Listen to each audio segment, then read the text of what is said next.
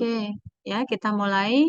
Sekali lagi yang belum presensi, melakukan presensi, silakan melakukan presensi ya di Spada karena sudah saya buka dari jam 12.30 sampai nanti jam 14.00 ya.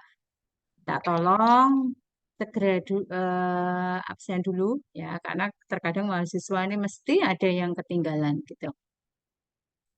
Nah, kita mulai. Assalamualaikum warahmatullahi wabarakatuh, teman-teman. Selamat siang. Waalaikumsalam warahmatullahi wabarakatuh. Siang, Bu. Ya, nggih matur nuwun untuk Mbak Dayani dan teman-teman semua. Nah, alhamdulillah ya, puji syukur kehadirat Allah Subhanahu wa taala karena masih mempertemukan kita ya dengan keadaan sehat apalagi di bulan puasa ini. Nah, sekali lagi beberapa kali kesempatan berarti selalu mengando atau menunda untuk pertemuan khususnya mata kuliah manajemen kewirausahaan dan UMKM karena di hari Rabu Kamis itu pasti ada aja kegiatannya. Jadi sekali lagi saya mohon maaf. Yang hari Senin Selasa itu kelihatannya lancar ya saya kalau ngajar, tapi kalau Rabu Kamis ini kemarin akreditasi berminggu-minggu, kemudian ini tinggal sudah dikirimkan untuk borangnya gitu ya, untuk deskripsinya. Hanya saja kita memang menyiapkan bukti-bukti yang harus ya yang harus nanti dilihatkan ya yang harus nanti dilihatkan kepada asesor ya jadi ini saya minta sekali lagi mohon maaf beberapa minggu sebelumnya karena ternyata kita baru 5 ya 5 gitu ya kalau yang lain ada yang 6 ada yang 7 gitu ya ternyata kita masih tertinggal. Oke, nah untuk kemarinnya sudah sebenarnya tugasnya di bab pertama pendahuluan ya, panjenengan menguraikan latar belakang permasalahan atau latar belakang yang menjadikan panjenengan untuk membuat suatu produk. Nah, itu disimpan dulu gitu ya. Tetap nanti ya, ini Mbak siapa ya? Mbak Lutfi ya, saya. Ada yang melakukan, ini saya bikin. Siapa ya yang belum di-mute? Oke, di-mute dulu ya. Oke, nggak apa-apa, double sama Bu Doni. Ini saya record, nanti akan saya berikan untuk linknya. Saya upload dulu di di YouTube gitu ya. Nanti linknya akan saya bagi. Nah, kemarin ya, tugas pertama adalah membuat latar belakang gitu. Nah, itu nanti akan menjadi urutan ya, termasuk pada siang hari ini saya akan jelaskan mengenai social entrepreneur dan juga bisnis model kanvas ya. Ini juga nanti akan ada di dalam satu proposal kalian. Jadi proposal kemarin kan buatnya kelompok ya, sudah dalam kelompok kalian gitu ya. Nah, itu tugas yang pertama kemarin latar belakang ada yang sudah presentasi. Oke, gitu ya. Ada yang sudah masukan, nggak apa-apa. Yang belum presentasi tetap nanti disimpan. Untuk nanti akan saya tagih di menjelang UTS gitu ya untuk bab satu dan juga BMC. Ya, itu juga akan saya keluarkan di UTS ya, yang akan di mungkin akhir April sampai awal Mei itu kan kita masih bisa waktunya ya, kita masih bisa waktunya kurang 2-3 kali lagi. Insya Allah kita bisa melakukan ujian tengah semester. Oke, nah ini jadi contohnya, artinya di sini kenapa sih ini berarti kok narsis gitu ya? Nah ini sebenarnya memang untuk jadi contoh panjenengan dalam nanti membuat ya BMC atau produk yang sudah kalian kemarin pilih ya. Kalau boleh saya membicara tentang latar belakang saya membuat untuk kerudung payet ini, jadi ini memang pada waktu itu pandemi ya. Pandemi kalau zaman pandemi itu kalian kelas berapa ya SMA-nya ya? Belum masuk kuliah tuh ya? Kelas 10, Bu. Akhir. Kelas 10 itu berarti kelas 1 SMA ya? Tahun Iya, Bu. 2020 ya? Ya. Oke, nah ya, jadi itu kan agak lama ya kita work from home gitu ya, di karantina itu kan agak lama. Nah, di beberapa kesempatan gitu paling ya aktivitas itu karena di rumah terus gitu, anak di rumah, suami di rumah ya. Akhirnya Saya membuat kesibukan, tidak hanya berarti, mungkin ada beberapa dosen yang membuat kesibukan gitu ya. Nah, ada dua sebenarnya yang memang saya lakukan di situ, yaitu waktu itu kan untuk bidang garden atau di sini pertanian atau bunga-bunga itu kan menjadi sangat berkembang cukup pesat untuk penjualannya. Nah, waktu itu berarti ini juga jualan kalau zaman dulu kan terkenalnya dengan apa? Janda bolong, ada daun janda bolong gitu ya. Itu kemudian ada anturium, kemudian ada juga macam-macam lah ya bunganya. Nah, jadi ada dua aktivitas selain saya mengajar di rumah gitu ya. Saya kemudian ini merawat bunga. Ya, merawat bunga yang akhirnya ini ternyata kok waktu itu trennya ini memang salah satunya adalah pada bunga janda bolong dan lipstik. Kebetulan berarti punya nih tanaman itu. Akhirnya kemudian saya deder ya, kalau orang Jawa itu deder.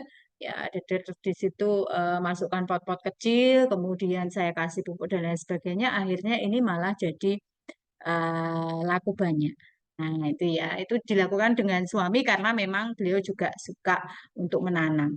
Kemudian kegiatan selanjutnya, nah ini karena saya senang, artinya saya kadang menggambar, membuat desain-desain untuk baju ya, misalkan baju yang saya pakai, gamis dan lain sebagainya, biasanya ini akan saya gambar sendiri. Kemudian saya suka untuk model yang pasti selewa. Selewa artinya saya memakai katun dan juga perpaduan batik gitu ya. Kadang juga saya payat. Nah, akhirnya saya kepikiran untuk membuat kerudung ini bunga payet ya. Nah, itu lumayan juga waktu pandemi ya, teman-teman. Ketika saya foto seperti ini, pesan-pesan gitu ya. Nah, itu. Kemudian dulu masker juga ada satu style dengan payet gitu. Teman-teman dosen juga request gitu ya, warnanya apa, kemudian bayarnya seperti apa gitu ya. Nah, itu yang saya lakukan ketika pandemi. Ya, walaupun kemudian tidak menjadi besar gitu ya, tetapi artinya ini mengisi waktu itu yang benar-benar WFH yang sangat lama. Ya, itu ya. Jadi ini akhirnya membuat BMC juga nih, Bu Ratih ini BMC-nya waktu itu membuat kerudung payet ini seperti apa, saya pasarkan kemana gitu ya, kemudian sumber dayanya seperti apa, ya kan, yang dibutuhkan gimana gitu. Kalau dulu yang tanaman itu beli benihnya juga melalui online gitu ya, kemudian kalau ini juga payetnya belinya secara online, waktu itu kan online benar-benar booming juga ya, nah itu akhirnya saya bisa membuat. Oke. Itu tentang latar belakang kenapa dulu saya berjualan untuk kerudung bunga payet ya, khususnya yang segi empat. Tuh, karena memang Bu Ratih selalu pakainya segi empat ya, nggak pernah pakai model pasmina atau yang lain-lain gitu ya. Oke, nah jadi seperti yang kalian lakukan di awal ya, masing-masing kelompok sudah punya nih, sudah punya untuk produknya sendiri. Ya, ada yang kemarin yang mie ayam jadi praktek nggak ya? Mie ayam jadi praktek nggak ya, teman-teman? Kelas D apa kelas E ya? Yang mie ayam kemarin, yang mie ayam sayuran itu, yang mie ayam sehat itu, jadi praktek belum? Halo, halo. Jadi praktek deh.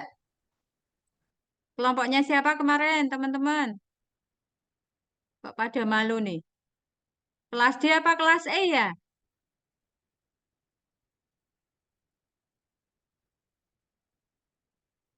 Tes, tes, halo. Iya, Bu. Kelas apa? Kelas Mbak, siapa yang membuat mie ayam? Kayaknya bukan kelas D, Bu. Oh, berarti kelas E ya. Kelas E, kelompoknya siapa ya? Sudah sempat bikin atau kemarin kan saya minta untuk survei di Jalan Suyudono itu kan ya, yang Bulu Stalan itu ya, lemah gempal gitu kan. Nah, itu ada juga. Nah, silahkan survei. Nah, harapannya gini, Seperti yang saya contohkan, jadi nanti di dalam proposal itu yang kalian buat, misalkan nanti kan akan masuk di bab 2 gitu ya. Bab 2 itu berarti ada contoh produk yang akan kalian hasilkan. Ya, itu wajib. Nah, dari yang sudah kalian praktek itu nanti akan dipasarkan kan di ketika dasar untuk kewirausahaan ya di manajemen entrepreneur club. Ya, di bulan Juni kemarin sudah saya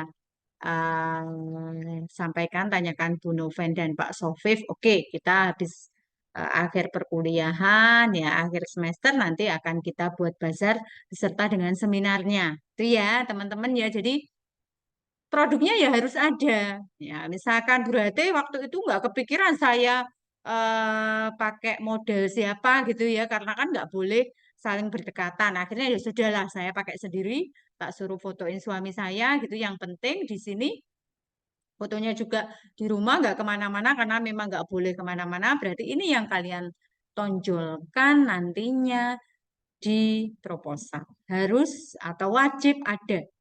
Ya, kalau bisa ya kelompoknya ya ada fotonya di situ. Karena itu yang akan nantinya menjadi poin utama. Benar nggak ini buatan si A, si B gitu ya. Kelompok A, kelompok B, dan lain sebagainya. Oke, kita lanjut di social entrepreneur, teman-teman. Ya, apa sih social entrepreneur gitu ya? Nah, seseorang yang mengerti permasalahan ya, ini boleh perorangan, boleh kelompok.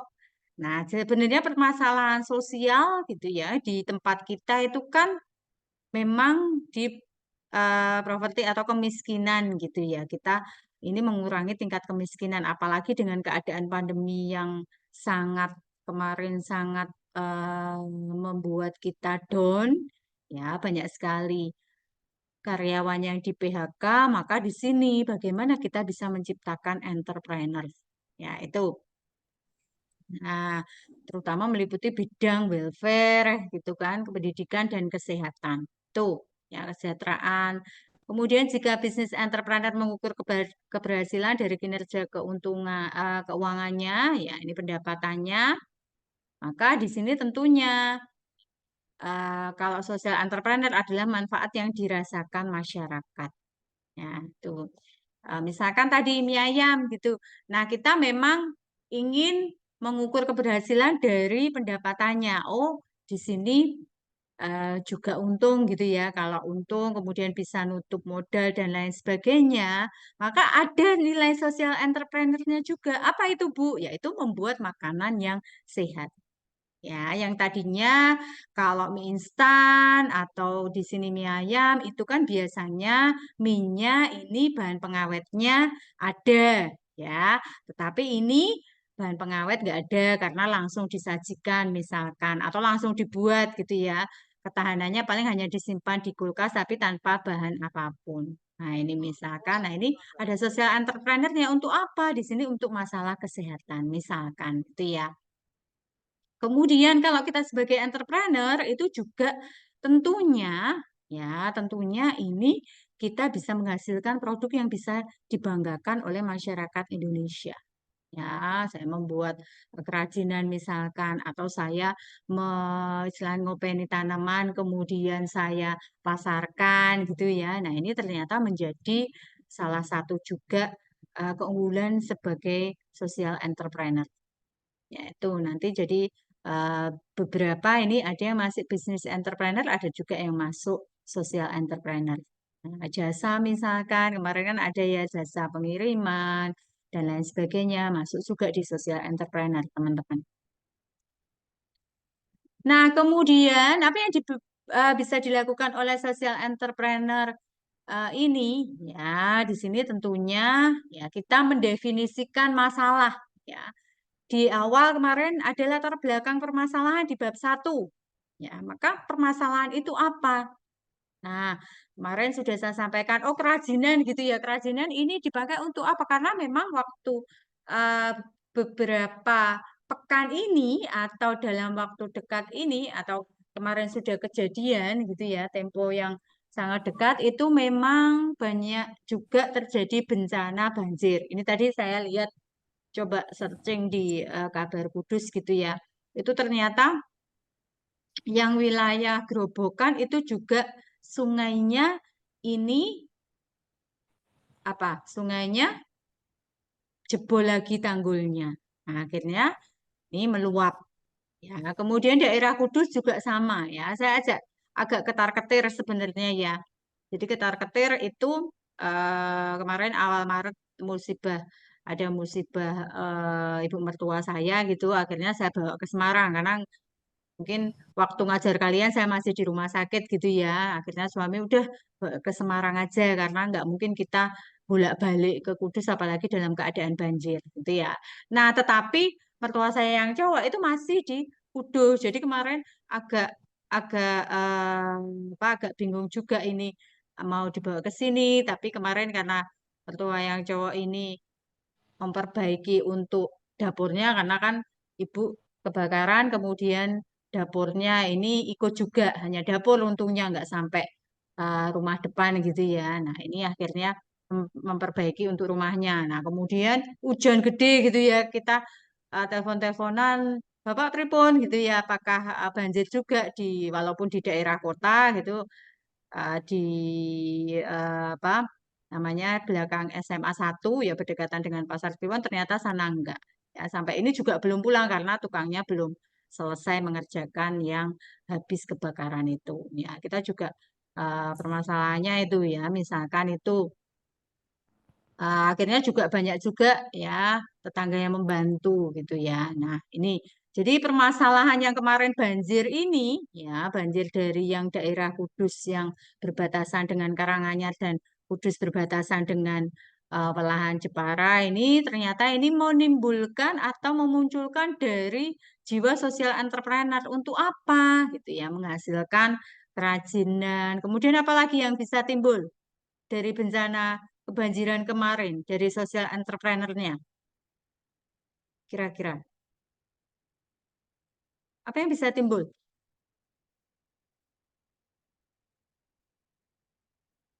Dan kan enceng gondok banyak, kemudian dibuat kerajinan misalkan ya.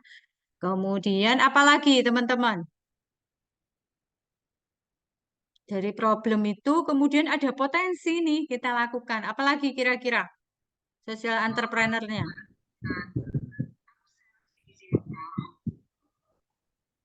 Kemarin ada yang jadi relawan ke sana ya. Kira-kira apa sih yang bisa menjadi potensi dari ya perusahaan yang konsepnya secara sosial?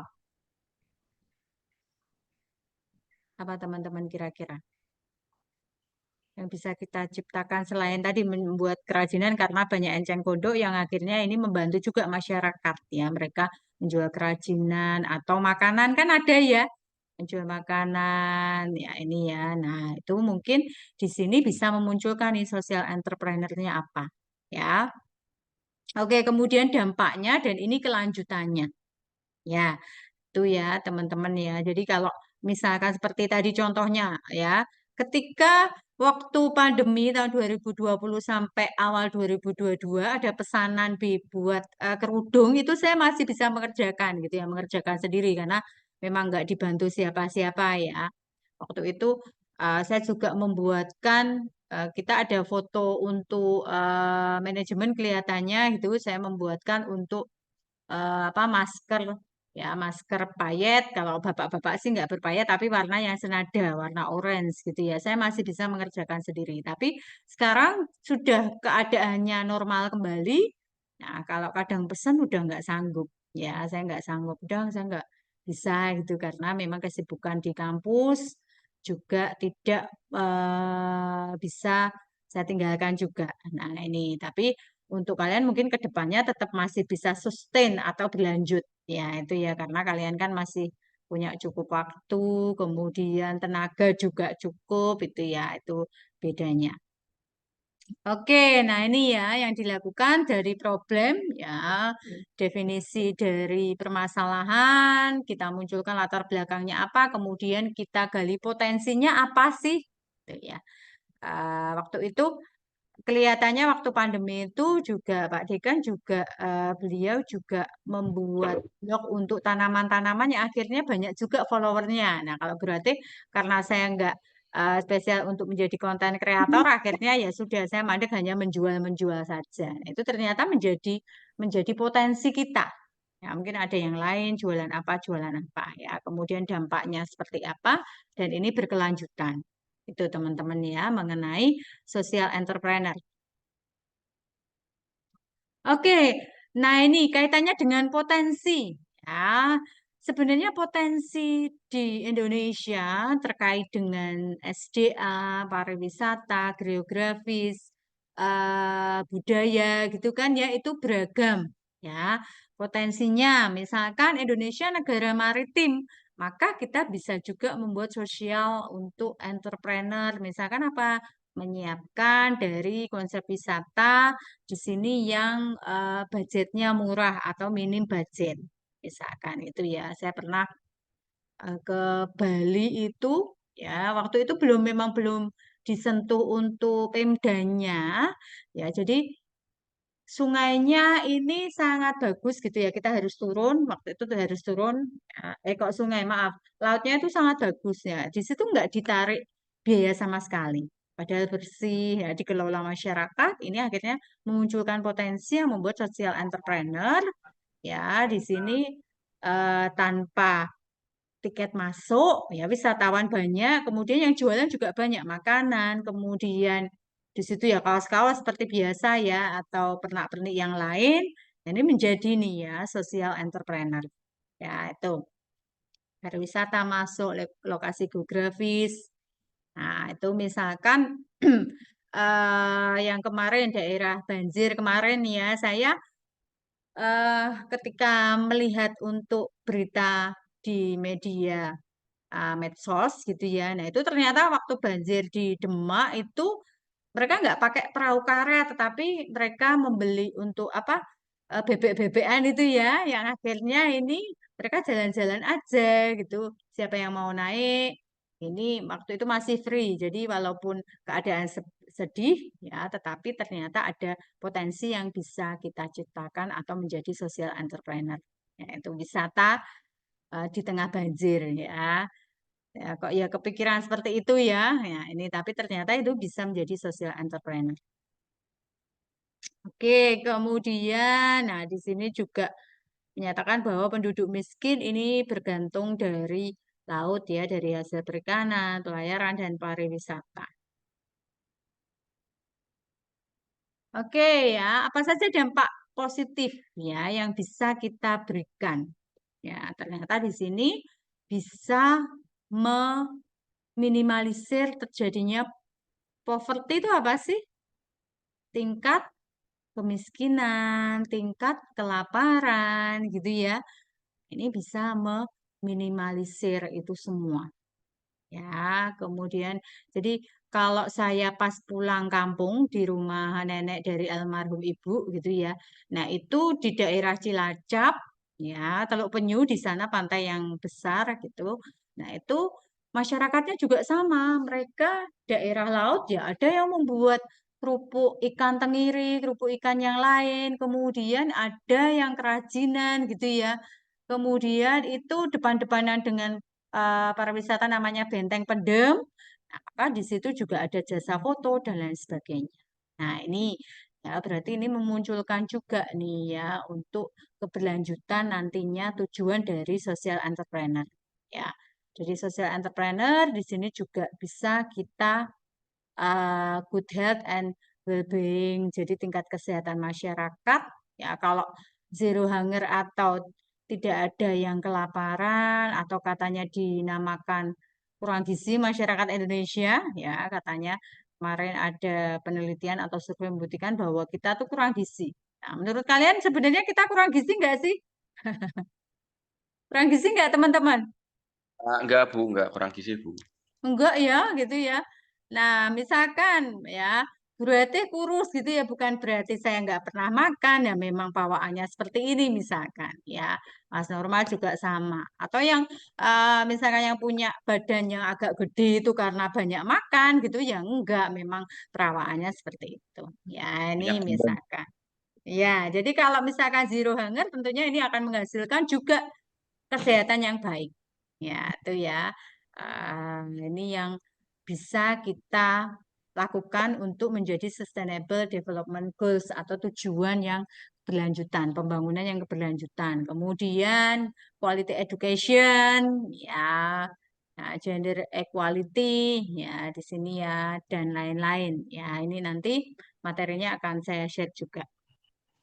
Nah, dampak positif ini nantinya ini dari social entrepreneur bisa memberikan kita untuk pembangunan yang berkelanjutan. Ya, tentunya yang memang dicanangkan oleh pemerintah Indonesia. Ya, ini nanti misalkan sudah dilantik gitu katanya kita mendapatkan makan siang ya, makan siang gratis dan susu gratis ya. Nah, artinya di sini ya ini bisa juga terbentuk untuk menjadi zero hunger dan juga good health and well-being ini tadi ya. Kemudian kalau masyarakatnya ini kebutuhan akan makan sehat, maka di sini pola pikirnya juga akan lebih baik. Ya, tentunya ide-ide akan selalu ada. Ya, beda kalau kita lemes, aduh gini-gini. Bu, lemes karena puasa, Bu, jadi nggak muncul idenya.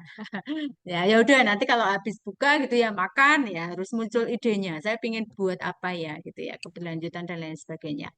Dulu ada mahasiswa bimbingan KKN Burate itu ternyata ini teman-teman. Jadi dia waktu itu sekarang sudah jadi guru ya karena dia di pendidikan PJKR gitu ya. Nah, kemudian sebelumnya dia jadi mahasiswa itu ternyata dia membuat suatu produk untuk ini ya, untuk pembersihan sepatu ya, seperti cairan gitu ya, dan itu benar-benar bersih. Maka kemarin waktu berarti jadi DPL-nya gitu ya, lah kamu kok kreatif, padahal ini cowok ya.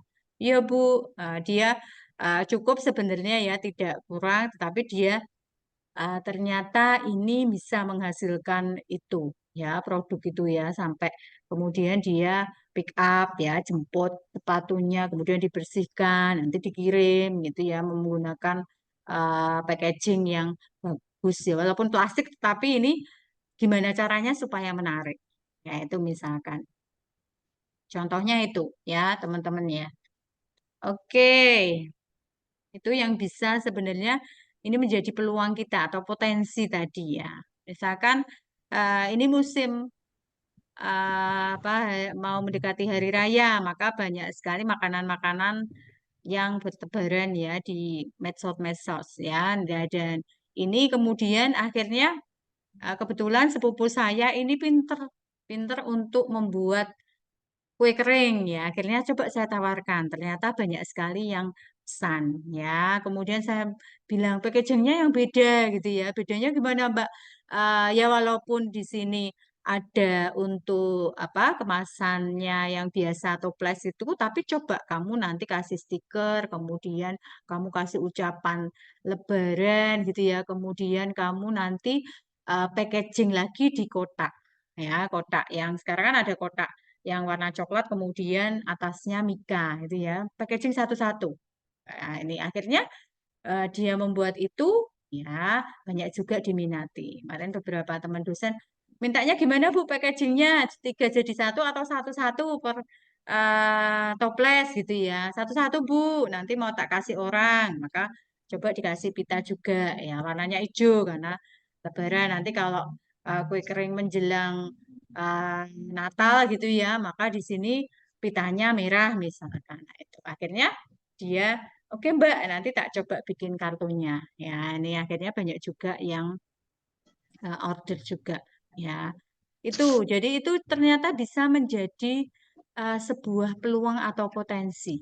Ya, kemarin tak tak pesan lagi, waduh ini kerjaanku juga lagi banyak ya. Dia bekerja di dealer Honda, jadi kalau malam kalau pas pesanannya banyak itu tadi bule saya gitu ya, mamanya sampai ya mambeng iki desi iki sampai jam 3 kok teh gitu ya. Nah, tapi karena dia passionnya juga di kue kering, ya akhirnya juga nggak apa-apa walaupun ngantuk-ngantuk gitu ya kerja lagi. Mbak sebentar belum bisa bales karena saya jawab komplainan dari orang misalkan. Ya udah nggak apa-apa. Yang penting gawe ke besok mau dikirim saya bilang gitu. Nah itu ternyata menjadi potensi teman-teman ya dari hobi gitu ya menjadi potensi juga di musim-musim tertentu. Nah, lanjut di materi yang kedua, tadi ada social entrepreneur, yaitu kewirausahaan yang basisnya sosial, bisa membantu masyarakat, ya, kemudian Laundry, untuk mencapai, ya, Mas Zaki, mau tanya? laundry. Mau tanya, Mas Zaki? So, wes seminggu berapa tuh? Zaki?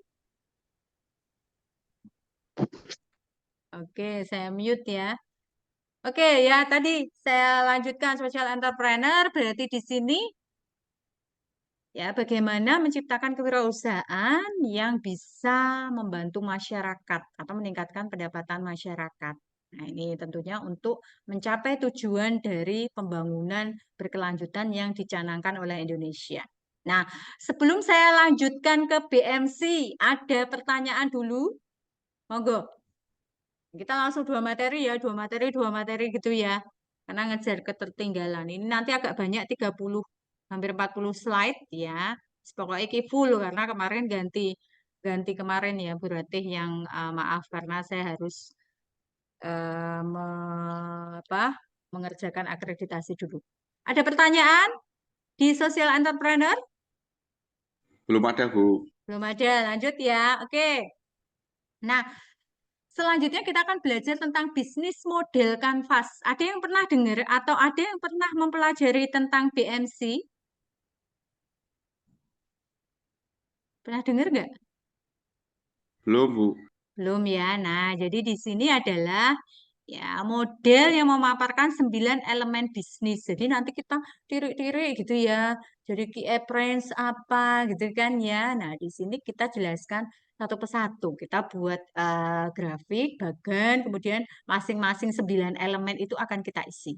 Ya, nanti akan saya jelaskan satu persatu dan contohnya ketika nanti sudah selesai maka materi akan saya bagi, kemudian nanti di masing-masing kelompok kalian akan mengerjakan dari produk itu BMC-nya seperti apa sih gitu ya, apa sih keunggulannya, kemudian bagaimana sumber dayanya, bagaimana keuangannya. Nah, ini nanti kalian bisa tuliskan di situ dengan contoh-contoh yang akan saya berikan sebentar lagi ya. BMC pertama kali diperkenalkan oleh Alexander Osterwalder. Ya, ini sebenarnya hampir sama dengan bisnis plan. Kalau bisnis plan pernah buat nggak? Rencana bisnis gitu. Rencana bisnis yang sederhana pernah buat nggak?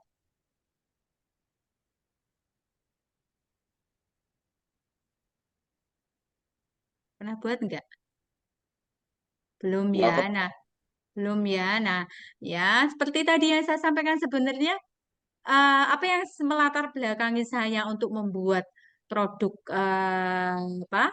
Kerudung berpayet atau misalkan dari saudara saya membuat roti kering sebenarnya di sini adalah dari rencana bisnis yang sederhana. Ya, dari yang musiman tadi roti itu nanti pasti dicari ya, walaupun di sini sudah banyak makanan, tetapi kue kering tetap dicari. Apalagi kalau yang kue kering apa? Nastar sama apa? Biasanya kalian kalau cari atau beli gitu, kue kering yang jenis apa, teman-teman? Kastengel, terus apa lagi kira-kira?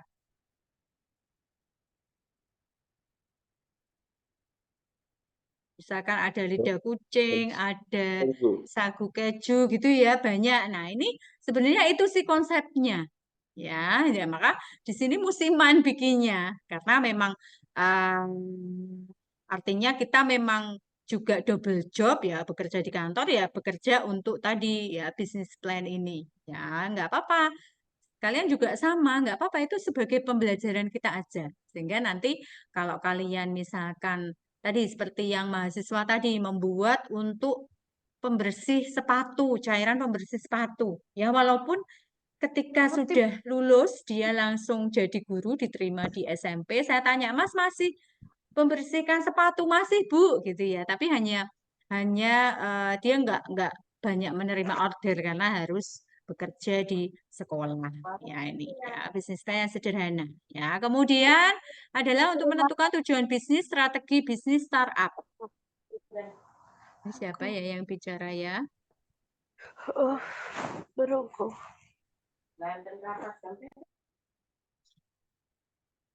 Tes siapa? Di mute dulu ya. Atau mau tanya dulu boleh? Oke, lanjut ya.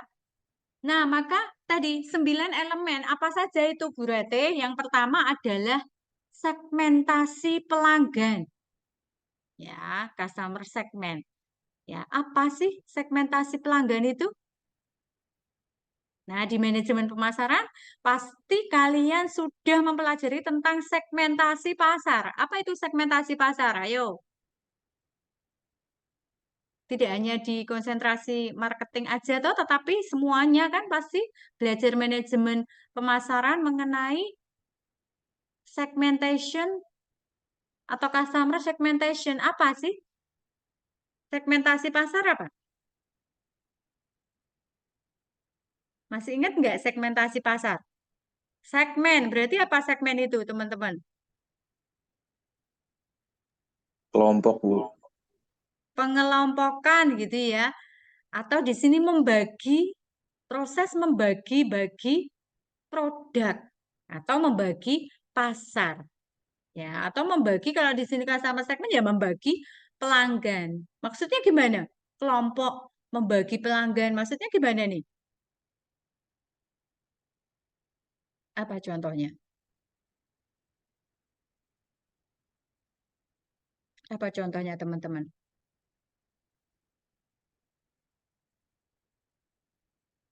Oke, ya contohnya misalkan seperti tadi, kerudung, ya kerudung yang model segi empat itu. Kira-kira segmentasi saya menurut demografi dulu kependudukan.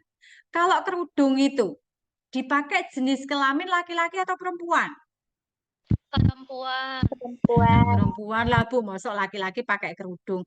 Maka di sini sudah tersegmentasi. Oh, berarti ketika membuat kerudung segi empat, maka segmentasi saya adalah perempuan. Kemudian di segmen lagi, dikelompokkan lagi. Menurut apa? Jenis kelamin sudah gitu ya. Kemudian menurut apa? Kalangan. Kalangan. Kalangan apa? Selebritis. Sekarang lagi booming 271T gitu ya.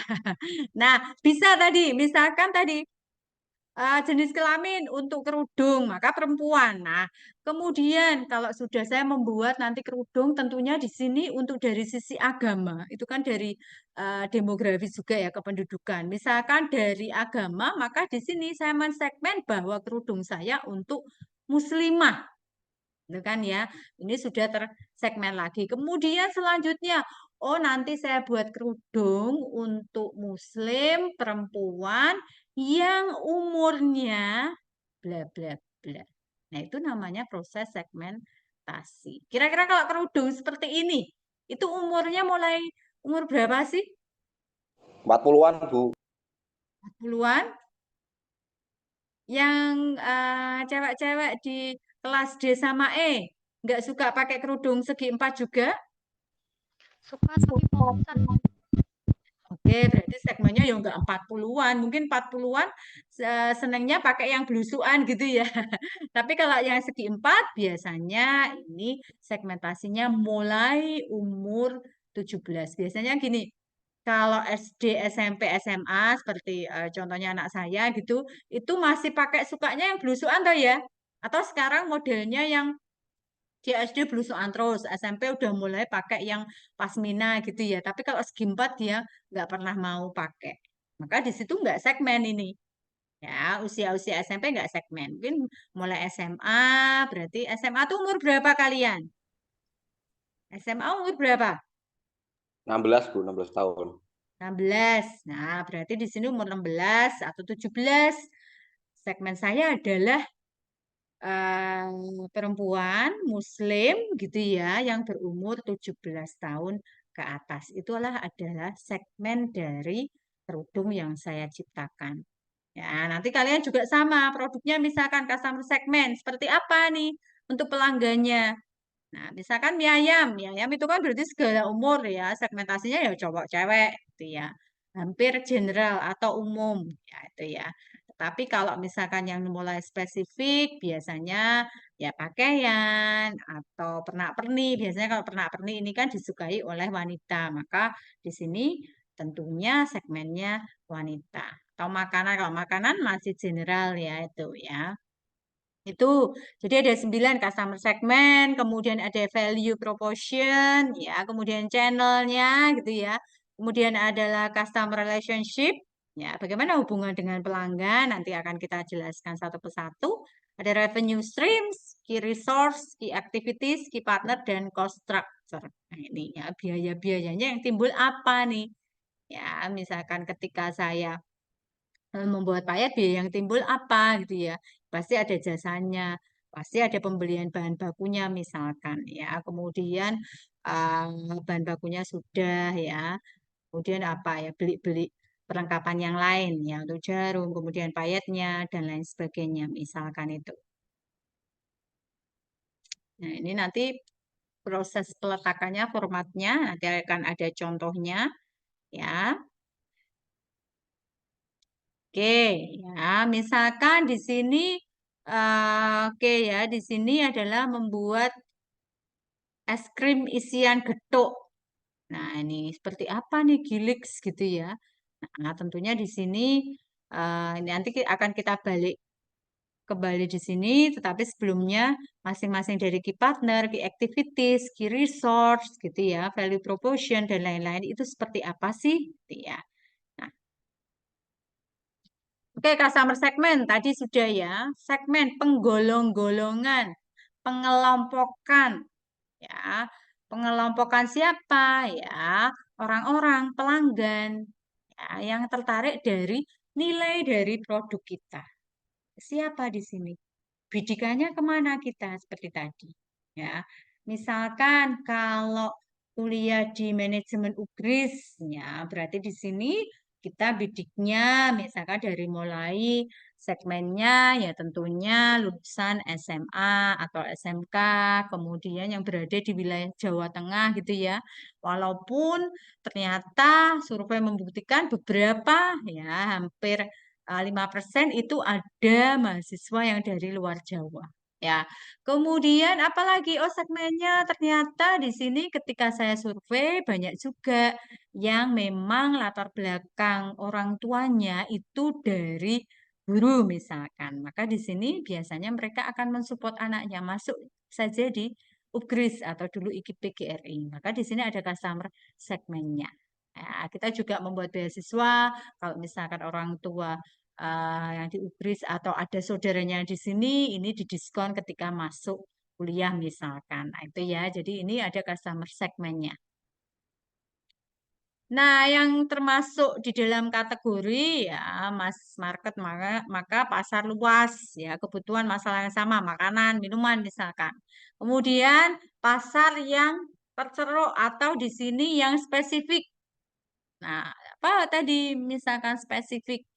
Ya, seperti tadi misalkan Burate atau misalkan ketika perusahaan-perusahaan besar seperti mobil Mercedes gitu ya, atau yang lain gitu, itu segmennya ya spesifik. Ya, bidikannya pasti dari kalangan atas ya untuk membeli karena biasanya untuk mobil-mobil seperti itu built-in, artinya di negara atau di dunia itu hanya beberapa diproduksi. Maka nggak semua orang punya.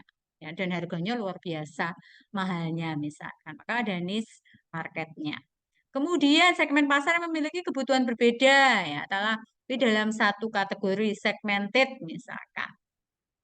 Nah, ini tadi misalkan tadi Bu Ratih sampaikan ketika kita jual makanan, minuman gitu ya, kebutuhannya ini ya makanan minuman misalkan oh makanan disajikan ketika acara-acara tertentu, okasional tertentu gitu ya, tapi dalam satu kategori ya masih dalam food and beverage ya. Kemudian segmentasi pasar yang memiliki kebutuhan atau masalah yang sangat berbeda.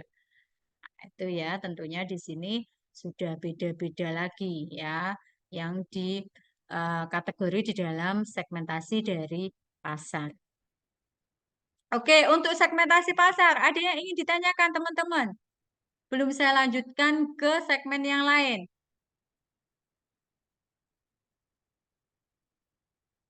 Adakah pertanyaan? Belum Segmen ada. pasar? Belum? Oke. Ini di Sambi ada kuliah mata kuliah lain? Dosen yang lain? Tidak ada, Bu. Sudah nggak ada ya? Oke ya.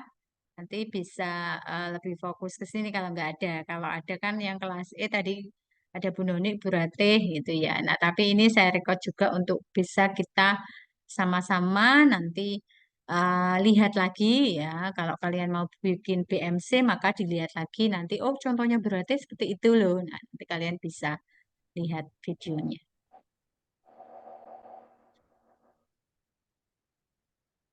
Nah, ini harusnya nomor 2 ya. Oke, kemudian selanjutnya adalah pada value proportion ya.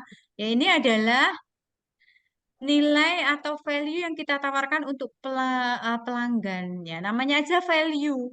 Maka ada produk kita yang bernilai unggul. Nah, unggulnya ini tentunya harus unggul dibanding pesaing. Ya, contohnya apa misalkan?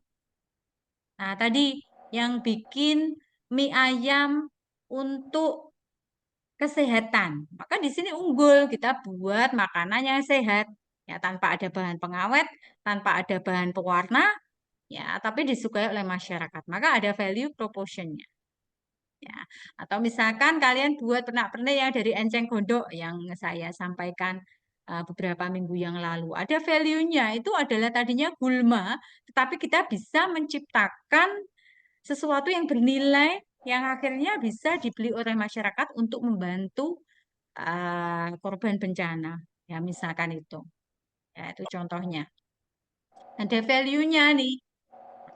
Ya, misalkan ketika saya buat produk, ya maka value-nya apa? Berbeda dari yang lain, harga saya cukup murah. Gitu. Waktu itu saya jual kerudung berpayat hanya 60.000. Kalau dengan maskernya waktu itu 75.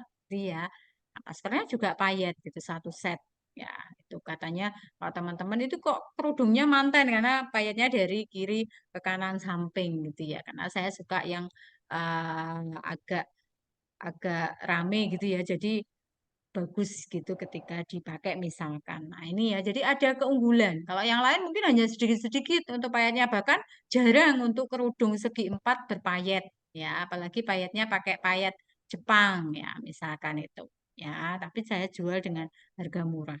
Ya, kelihatannya nggak banyak juga yang membuat waktu itu saya lihat di sosmed ya, kalau buat pun harganya lebih mahal. Saya juga nggak tahu kualitas untuk payetnya itu ya, tapi saya bisa membuat lebih murah karena made in saya sendiri ya.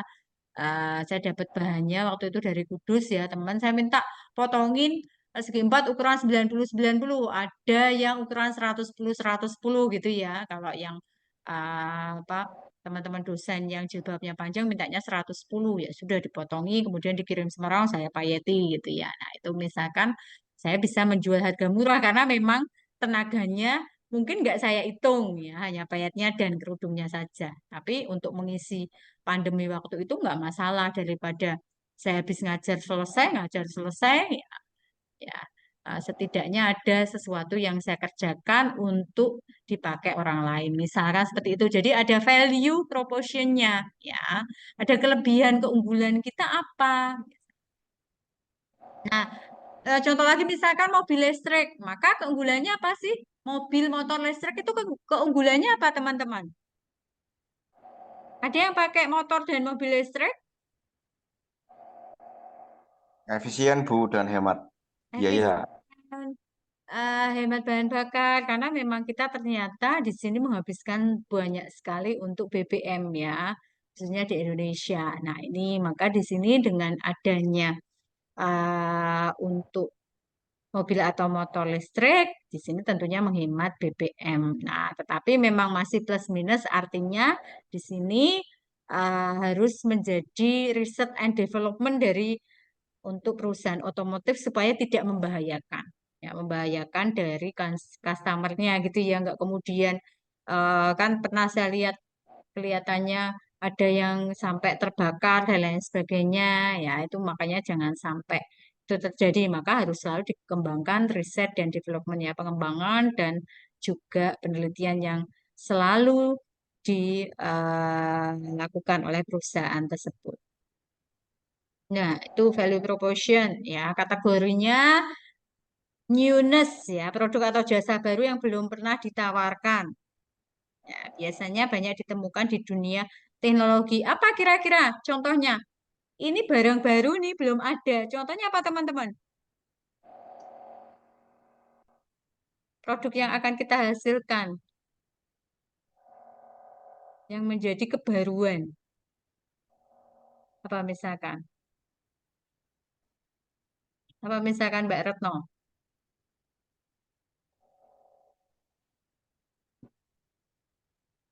Apa contohnya misalkan? Nah, ini biasanya kaitannya ditemukan di dunia teknologi gitu ya. Sekarang serba canggih ya. Apapun di sini bisa menjadi atau AI misalkan itu kan juga produk atau jasa yang awalnya belum pernah ditawarkan ya, belum pernah ada. Tapi sekarang dengan banyak artificial intelligence ya, kecerdasan buatan. Nah, yang bisa membantu tetapi juga membahayakan kita gitu ya. Karena di sini yang namanya aja robot. Ya, misalkan salah satu aplikasi itu ya membantu kita tetapi tidak secara komprehensif. Ya sudah membantu hanya dalam kulit-kulitnya. Tapi kalau dalam-dalamnya ini kurang. Ya, itu. Nah, ini tapi memang banyak ditemukan. Kalau kalian pengen aplikasi apa mau buat plagiasi ada, mau buat skripsi kan bahkan ada ya. Ya, bahkan ada yang skripsi itu langsung sumbernya muncul, tetapi harus diingat itu benar nggak milik sumber yang sama. Ya, ini ya. Nah, ini juga tentunya ada plus minusnya. Kemudian yang kedua, kategori dalam value proposition ada performan atau kinerja. Ya, kinerja ini kita sebagai pelanggan merasa lebih efisien dan efektif. Ya, itu yang bisa dilakukan. Ya, efisien, efisien berarti di sini hubungannya adalah penghematan biaya. Ya, tepat menggunakan biaya minimalisir gitu ya. Kalau efektif ya targetnya terpenuhi. Ya, targetnya terpenuhi. Oke, kemudian customization ya di sini produk atau jasa ditawarkan berbeda atau ada pilihan untuk setiap segmen yang memiliki kebutuhan yang beragam atau berbeda. Ya, customize ya. Kalau buat produk ya jangan itu saja, tetapi ada yang lain misalkan. Mungkin yang mahasiswa tadi membuat sabun itu ya berarti tidak hanya mereka sabun aja untuk membersihkan, tapi mungkin ada yang lain ya. Atau dulu ada mahasiswa yang kemarin angkatan 2017 barusan apa ujian ya itu ternyata dia seniman, pinter nyanyi, pinter bermusik gitu ya. Kemudian waktu masih jadi mahasiswa aktif, dia berjualan juga ya, berjualan bakso bakar dan juga minuman ya. Waktu itu saya kunjungi di daerah Telogosari itu ya, saya ajak suami yuk lihat usahanya mahasiswa gitu ya. Nah, itu ternyata dia memang bekerja keras dan juga tidak hanya membuat bakso, walaupun dia terkenalnya bakso di daerah luar Jawa sana ya, tetapi dia kemudian membuat minuman. Minumannya kelihatannya waktu itu namanya minumannya ambiar kayaknya ya. Ya minuman yang kekinian itu ya rasa-rasa, boba dan lain sebagainya. Ya, ada customize ya selain makanan yang memang menjadi unggulan dia.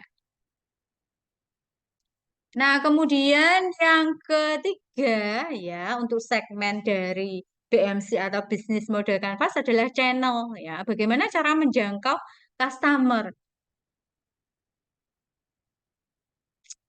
Nah, kita gimana sih cara untuk mempromosikan kepada pelanggan? Ya, tentunya sekarang banyak medsos atau di Bedok Tular gitu ya. Nah, kemarin yang roti kering buatan sepupu saya itu Bedok Tular ya. Ini enak ternyata. Akhirnya teman-teman dosen juga ikut pesan. Kemudian tetangga juga. Karena packagingnya itu tadi mereka bilang ini mau tak kasihkan saudaraku, tak kasihkan mertuaku ya karena packagingnya bagus, ada ucapan selamat hari raya. Ini menjadi kekhasan tertentu. Ya, kedok tular bisa juga ya selain Salesforce, web sales, on store gitu ya, toko resmi gitu ya. Nah, tetapi di sini indirect ya bisa melalui word of mouth gitu ya, partner store, wholesale, agen misalkan. Nah, ini bisa kita manfaatkan ya channel-channel yang tapi sekarang untuk mahasiswa saya yakin channelnya banyak ya. Saya lihat kalau di media sosial kalian aktivitasnya banyak. Oh ternyata mereka bisa membuat rekanan dengan ini, ya, dengan ABC. Nah ini tentunya nggak jadi permasalahan untuk kalian ya. Jadi nanti untuk produknya juga sama. Kira-kira nanti promosinya seperti apa ya? Ya, apakah saya nanti menitipkan barang atau saya punya on store kan? Kalau on store tidak serta-merta punya ruko gitu kan, tetapi kita bisa punya toko online di Shopee, di marketplace yang lain, yaitu di dalam channels ya. Kemudian customer relationship ya, cara yang bisa kita gunakan untuk berkomunikasi dengan pelanggan. Ya, gimana cara komunikasinya, menjaga hubungan baik itu tadi loh. Ya, itu gimana sih caranya? Ya kita berikan jasa yang terbaik. Ya, biasanya itu menjadi suatu kekhasan. Atau misalkan komplain maka harus segera ditangani. Kualitas pelayanan misalkan, maka ada 5 yang harus diperhatikan. Ya, apa saja tangible, bukti fisiknya. Ya, buktinya, fisiknya, produknya ya harus ada jelas ya. Kemudian biasanya disebut tera gitu ya, ada tangibles, empati. Empati itu apa, Bu? Sikap ramah. Misalkan berarti jualan tapi saya jutek orangnya. Maka bisa jadi orangnya nggak mau beli. Ya, maka kita harus ramah. Silakan dibeli gitu ya. Ini nanti packagingnya bagus misalkan atau kita beli promo ya dan lain sebagainya. Tangible, empati, kemudian responsiveness. Ya, maka kita harus cepat tanggap. Ya, cepat tanggap dalam menangani keluhan, dalam menangani pemesanan, gitu ya, responsif. Kemudian ada reliability, keandalan. Ya, tentunya kalau hobi misalkan, ya berarti kita harus membuat produk itu bagus, ya, layak untuk dijual. Ya, misalkan kalau saya disuruh untuk membuat produk berpayet atau masak, ya saya mending buat desain baju atau membuat yang hubungannya dengan fashion daripada memasak, gitu ya. Nah, ya walaupun bisa masak, tetapi saya nggak merasa pede kalau saya harus menjual masakan saya misalkan itu. Maka di sini reliability, keandalan, ya. Kemudian yang terakhir adalah Tera gitu ya. A adalah assurance jaminan. Ya, jaminannya gimana? Ya, kalau misalkan eh, kadang ada kan ya kita pesan dulu, bayar dulu, kemudian nanti barang dikirim ke seperti Shopee. Tapi kalau berarti lebih nyaman ketika barang itu sudah di tangan consumer atau COD gitu ya, itu bisa membayar. Nah, karena ada suatu ikatan atau di sini kepercayaan. Ya, misalkan teman-teman pesan dulu nggak apa-apa, kue kering ya, kue kering gitu ya, walaupun ratusan ribu, ya sudah nanti barangnya datang aja baru bayar gitu ya. Saya sudah pesen nih sepupu saya. Nanti bayarnya kalau sudah ada barangnya loh, nggak terus diminta dulu, oh ya Mbak nggak apa-apa gitu ya katanya. Nah ini maka customer relationship-nya terbangun. Ya itu. Nah, kategori dalam customer relationship ada transaksional, beli putus saat itu juga. Ya, ya sudah seperti tadi, ada barang, ada uang, itu transaksional. Ya, tapi kalau saya bisa sedikit cerita, jadi di beberapa toko yang di apa, misalkan toko fashion ya untuk baju muslimah yang ada di Pandanaran dan juga di Citraland, misalkan untuk Pans dan juga Alfat itu ternyata mereka konsinyasi ya bond dulu ya maka saya nggak cocok jadi mereka ambil barang kita dulu nanti bayar kalau barangnya ini sudah terjual maka itu nggak cocok untuk saya ya teman saya yang kudus itu masukkan fashion di sana gitu ya saya bilang ini kayaknya nanti kena kamu rugi gimana? Karena kan uangnya ngedon di situ. Dia katanya nggak apa-apa, yang penting masuk toko besar di Semarang untuk fashion misalkan, fashion untuk muslimah. Ya, tapi saya nggak mau itu ya. Apalagi mereka menjualnya ini misalkan saya menjual kerudung 60.000, mereka bisa jual sampai 200.000 dengan sama. Ya, nggak mau dilabeli juga gitu misalkan. Ya, karena pengalaman teman saya masukin, akhirnya saya nggak mau gitu ya. Nah, ini dan beberapa ternyata beberapa memang ada rahasia lain juga. Jadi ternyata sebesar itu toko fashion itu nggak membuat sendiri ya, tapi mereka ambil dari Bandung misalkan, kemudian dalam bentuk tontonan gitu ya, trek-trekan, kemudian baru disetrika. Kalau ada yang kancing kancing putus nanti dijahit lagi kancingnya, muncul gitu ya dijahit lagi. Ternyata seperti itu gitu ya. Maka itu menjadi saya nggak cocok dengan sistem transaksional ya. Kemudian ada long term ya, hubungan jangka panjang ya. Nah, konsinyasi bisa dengan long term ini tadi ya, ada kepercayaan. Tapi kalau uangnya mandek berarti modalnya harus besar. Modalnya besar karena kan mandek di satu tempat, beberapa tempat ya. Kemudian ada personal assistant ya, ada sales resepsionis yang melayani pelanggan Anda. Ya, ini kalau tokonya sudah besar nggak mungkin kita langsung turun ya ke situ. Yang kelima, step yang kelima, langkah kelima atau elemen yang kelima adalah revenue stream. Cara untuk menghasilkan keuntungan dari value kita, produk yang bernilai. Gimana sih menghasilkan keuntungan? Ya, maka penjualannya secara fisik, gitu ya. Customer membayar sesuai namanya menggunakan produk atau jasa. Ya, maka diberikan jasa tambahan, jasa kirim misalkan, atau subscription fee, biaya berlangganan, yaitu ada biaya-biaya berlangganan ya. Ya, misalkan kita mau aplikasi apa gitu kan, berbiaya berlangganan Zoom misalkan berarti pakai Zoom gitu ya, maka saya harus mengeluarkan dari biaya langganan yang itu bisa menghasilkan pundi-pundi dari kita.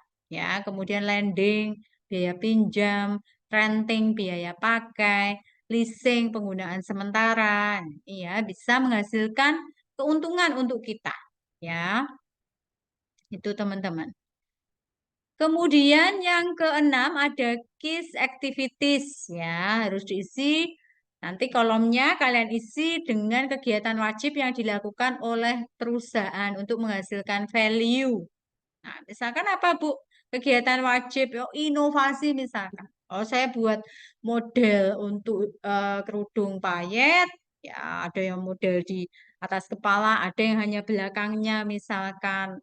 Ya, atau misalkan samping kirinya saja, samping kanannya saja, atau seperti apa. Nah, ini inovasi-inovasi itu yang dibutuhkan ya.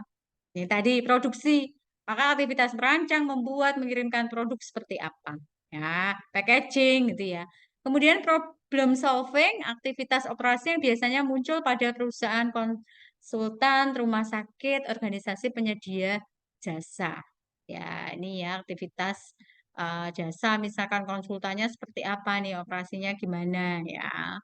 Misalkan jasa notaris, maka di sini biasanya sekarang jadi notaris itu kan memang benar-benar disumpah ya, artinya mereka nggak boleh melakukan penyelewengan atau di sini untuk tanda tangan palsu ya. Kalau dulu orang tua saya tuh pernah ya, dia beli tanah ya, tetapi ada 2 sertifikat ya.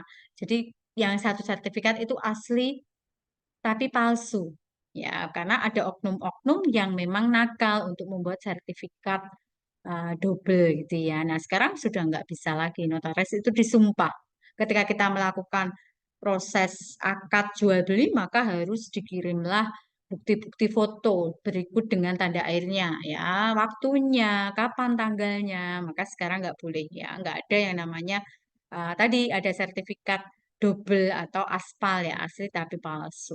Ya, sekarang serba tersistem semua. Maka di sini juga aktivitas operasi ini biasanya muncul pada perusahaan jasa. Ya, itu ya.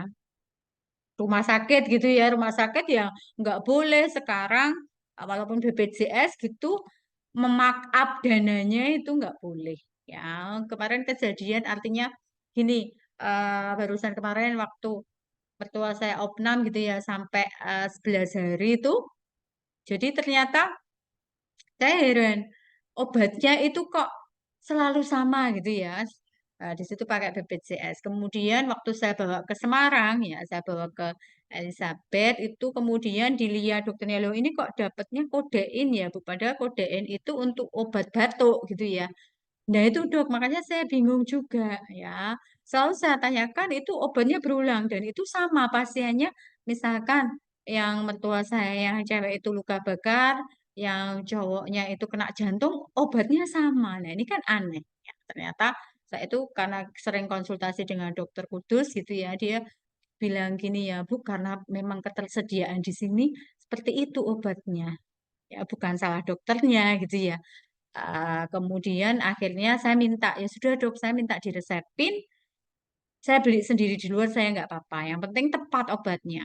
Masa obat batuk, kodein dikasih ke pasien untuk yang luka bakar kan nggak cocok, saya bilang gitu. Ya akhirnya ya sudah diresepin, saya nebus di luar dan itu memang terjadi ya. Ya, di sini harusnya nggak boleh dia untuk problem solvingnya ini nggak sesuai ya ini. Ya, takutnya kan nanti malah jadi malpraktek. Ya, beberapa ada yang seperti itu ya. Harapannya itu tidak terjadi pada kita. Oke, kemudian ada key resource ya. Hal-hal yang paling penting harus dipunyai, ini bisa dijalankan dan value proposition bisa diberikan kepada pelanggan. Ya, jadi kuncinya di sini aktivitasnya jelas kita dan nilainya juga yang diberikan apa. Ya, contohnya apa di sini Bu? Misalkan yang masuk di dalam kategori key resource ya, misalkan aset fisik maka jelas ya. Sekarang mungkin sedang booming untuk toko-toko online gitu ya, nggak perlu untuk toko fisik, yang penting online. Ya, ya ini juga harus kita cukup waspadai. Ya, mungkin kita lihat lamannya atau profilnya. Kalau mereka punya website ya kita klik websitenya gitu ya. Nah, ya itu jangan sampai ini kemudian menjadi salah satu yang merugikan pelanggan. Ya. Kemudian dari kategori intelektual ya, hak patennya seperti apa, brandnya itu ya. Ya, kemudian copyright, ya, database perusahaan, kemudian tenaga kerjanya, ya, finansial, sumber daya keuangan, kemudian cara pembayarannya ini juga harus dipikirkan. Kalau tadi saya sistem putus beli ya sudah barang ada gitu ya, ada barang ada uang ya. Tapi ada yang mungkin dari sistem yang apa untuk kredit dan lain sebagainya juga harus diperhatikan gitu ya. Ini juga menjadi salah satu key resource yang dibuat di dalam BMC. Kemudian, nah, pihak siapa saja yang bisa kita ajak kerjasama? Kita kan pasti ada, misalkan kalau ketika saya buat payet, maka kerudung gitu ya, maka di sini ada pihak-pihak yang lain membantu saya. Saya nggak mungkin kulaan barang, kemudian kain, misalkan saya potong-potong sendiri, enggak. Jadi saya pesan dari Kudus, ya, saya pesan waktu itu teman saya karena dia punya apa untuk konveksi, saya minta yang apa diamond crepe gitu ya untuk bahan dasarnya kerudung ukurannya seperti ini. Kemudian belakangnya juga harus sudah dibolsum misalkan ya, pinggir-pinggirnya dibolsum. Maka ketika barang sudah datang di tempat saya ya sesuai, saya nggak perlu motong lagi bolsum ke tukang jahit karena saya hanya punya mesin jahit tapi nggak ada untuk bolsumnya atau bahkan untuk apa bordir dan lain sebagainya enggak ya mesin jahit biasa misalkan ya maka di sini harus kita punya partner ya karena nggak mungkin kita bisa kerja sendiri seperti kalian buat nanti produk ya pasti ada partnernya ya nanti dituliskan di situ. Oke, kemudian, nah di sini kerjasama yang tidak sejenis, kerjasama dengan perusahaan kompetitor, kemudian joint venture ya, kerjasama untuk membentuk usaha baru ya, atau buyer supplier relationship ya, pembeli penjual ya, apalagi kalau sudah di optimization atau economic scale ya itu ya. Yang terakhir adalah cost structure ya, biaya-biaya yang dikeluarkan nanti apa? Silakan ditulis di situ, di kolom-kolomnya. Ya. Oke, itu 9 elemen. Ada yang masih ingat elemennya apa saja, teman-teman? Elemennya apa saja tadi? Ayo.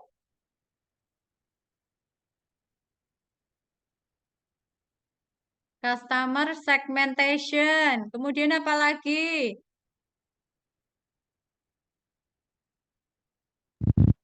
Value proportion. Value proportion. Kemudian apa lagi? Channel. Nah, ini ya. Activities, value proportion, customer relationship, customer segment, gitu ya. Cost structure, revenue, dan lain-lain ya. Oke, kita lanjut ke biaya, masih di biaya ya. Jadi biaya tetap ini adalah biaya tetap gimana? Biaya yang selalu kita munculkan. Contohnya apa sih biaya tetap? Yang selalu muncul, selalu harus kita bayarkan apa? Kalau biaya tetap.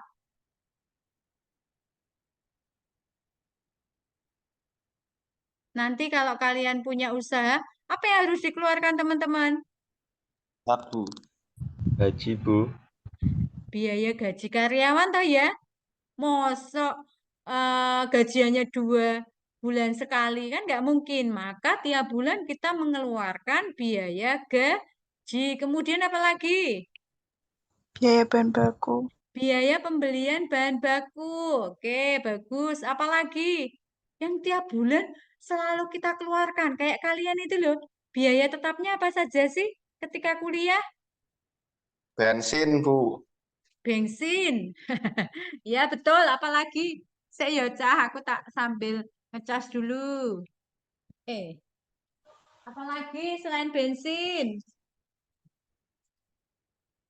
Kalau kalian biaya makan, iya enggak? Biaya makan, iya enggak? Ini kok malah keluar apinya ya. Biaya makan, biaya bensin, biaya apa lagi? Beli pulsa, itu kan tiap bulan ya. Nah, maka Biaya menjadi kos. fixed cost. Iya, kalau di usaha kita nanti ya biaya gaji karyawan, kemudian biaya listrik, biaya telepon kan tiap bulan kita atau biaya berlangganan untuk sosial media yang berbayar misalkan. Nah, itu juga Biaya perawat. masuk di biaya tetap. Nah, kalau biaya variabel apa, Bu? Nah, ini tidak serta-merta tiap bulan kita keluarkan. Contohnya apa ya? Enggak tiap bulan di sini. Kalau biaya langganan tadi kan melanggan terus tiap bulan. Tapi kalau biaya promosi kan enggak. Mungkin promosi hanya sekali gitu ya. Berarti misalkan saya promosi mungkin enggak tiap hari untuk mempromosikan produk saya misalkan. Ya, hanya di awal. Nanti kemudian selanjutnya ini orang-orang sudah tahu. Ya, seperti kalau di produk life cycle itu kan kalau di awal biaya promosinya tinggi di perkenalan, tapi tahap selanjutnya di growth, maka di sini biaya yang dikeluarkan ini lumayan rendah untuk promosinya karena orang-orang sudah mulai kenal dengan produk kita misalkan ya itu ya. Kalau biaya variabel tadi contohnya biaya promosi. Oke, nah kita lanjut ya teman-teman ya. Nah, ini kalau Netflix ya, ini contohnya Netflix. Siapa yang langganan Netflix? Saya. Nah, ya, berarti untuk ininya Mbak Friska ya tadi ya. Maka key partnernya ya di sini tentunya ada Movie and Television Studios, Postal Service ini yang kemudian ya yang dilakukan kerjasama oleh Netflix-nya ya, Internet Service Provider. Set top box ya, set top box itu ya. Kemudian key activitiesnya apa di sini? Content licensing, softwarenya, kemudian value proportionnya ada harga, aksesnya, kemudian convenience-nya gitu ya. Nah, ini barang yang atau produk yang ditawarkan. Kemudian bagaimana customer relationship-nya? Nah, ada self-service atau automatis service ya. Kemudian channelsnya ya, maka di sini ada mobil aplikasi, set-top box, ya, kabel dan lain sebagainya, Netflix ya. Kemudian apa sih customer segmennya? Ya ada masa gitu, misalkan ketika promosinya ini secara menyeluruh ya. Kemudian ada satelit, TV kabel dan lain sebagainya. Kemudian biaya yang dikeluarkan apa di sini? Ya ada biaya fixed cost dan variable cost ya, lisensinya ya, yang kita keluarkan. Kemudian revenue stream. Ya, di sini keuntungannya apa? Per bulan, langganan, tadi kan ada ya, pemasukannya itu tadi ya. Kemudian, nah ya, jadi di sini adalah bisnis model kanvas untuk Netflix. Ini contohnya nanti akan saya share sehingga bisa menjadi contoh untuk produk kalian. Nah, misalkan skincare kulit apel. Ya, ya ini ada yang pernah facialnya kulit apel. Ya, ini ya facial, sunscreen, gel moisturizer, serum dan lain sebagainya. Maka di sini partnernya ada siapa? Penyedia bahan baku, kemudian apotek, distributor, reseller dan promotor. Kemudian aktivitas kuncinya adalah merancang formula baru.